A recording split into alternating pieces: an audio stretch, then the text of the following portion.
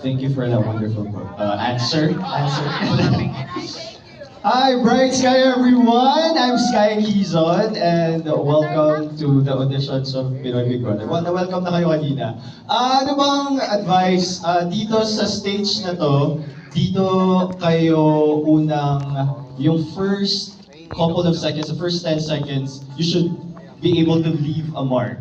Kasi di ba ang tanong sa inyo, ano yung pinaka-interesting sa inyo, sino ka? So yung first words that come out of your mouth, sobrang important doon kung paano nyo i-present yung sarili nyo, kung ano yung, tulad ng sinabi kanina ni Sam, ano yung pinaka, that would set you apart from others. So ibigay nyo agad yun yung magpapa-highlight sa inyo that would make you stand out amongst the rest. So don't be shy. Kung shy kayo, try to overcome that, pero without yung hindi na ikaw. So stay true to who you are. Medyo mahirap yun, that's ironic of trying to get out of your shell but at the same time stay true to who you are.